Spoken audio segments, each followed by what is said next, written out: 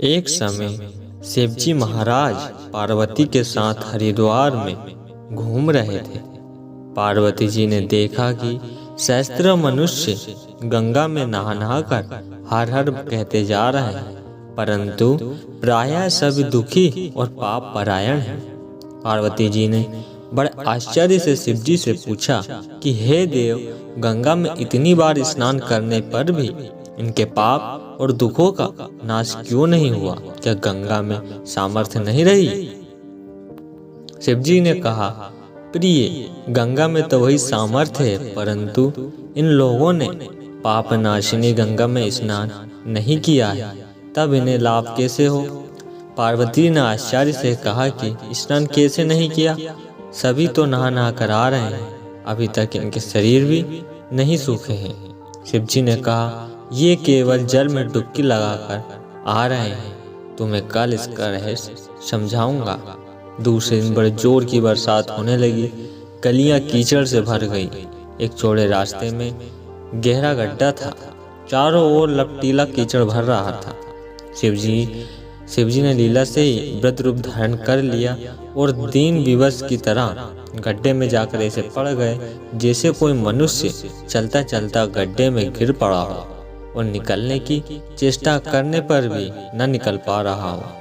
पार्वती जी उन्होंने यहाँ समझाकर गड्ढे के पास बैठा दिया कि देखो, तुम लोगों को सुना सुना कर पुकारती रहो कि मेरे वृद्ध पति अकस्मात गड्ढे में गिर पड़े हैं, कोई पुण्य आत्मा इन्हें निकाल कर इनके प्राण बचाए और मुझे असहायता प्रदान करें। शिवजी ने यह समझा दिया, और जब कोई गड्ढे में से मुझे निकालने को तैयार हो तब इतना और कह देना कि भाई, मेरे पति सर्वथा निष्पाप है, इन्हें वही छुए जो स्वयं निष्पाप हो। यदि आप निष्पाप है तो इनके हाथ लगाइए, नहीं तो हाथ लगाते ही आप भस्म हो जाएंगे। पार्वती जी तथास्तु के गड्ढे के किनारे बैठ गई और आने जाने वाले लोगों को सुना सुना कर शिवजी की सिखाई हुई बात कहने लगी। गंगा में नहाकर लोगों के दल आ रहे हैं। सुंदर युवती को यूं ही बैठे देखकर कईयों के मन में पाप आया। कई लोग लज्जा से डरे तो कईयों को कुछ धर्म का भय हुआ, कई कानून से डरे। कुछ लोगों ने तो पार्वती जी को यह भी सुना दिया कि मरने दे बुढ़े को, क्यों इसके लिए रोती है। आगे और कुछ दयालु सचित्र पुरुष थे, उन्होंने करुणावश हो युवती के पति को निकालना चाहा, परंतु पार्वती के वचन सुनकर वे भी रुक गए। उन्होंने सोचा कि हम गंगा में नहाकर आए हैं तो क्या हुआ, पापी तो हैं ही, कहीं होम करते हाथ ना जल जाए। बूढ़े को निकालने जाकर इस स्त्री के कथानुसार हम स्वयं भस्म न हो जाएं, किसी का साहस नहीं हुआ। सैकड़ों आए, सैकड़ों ने पूछा और चले गए। संध्या हो गई। शिवजी ने कहा, पार्वती, देखा आया कोई गंगा में नहाने वाला? थोड़ी देर बाद एक जवान हाथ में लोटा लिए हर हर करता हुआ निकला। पार्वती ने उससे भी वही बात कही। युवक का हृदय करुणा से भर आया। उसने शिवजी को निकालने की तैयारी की।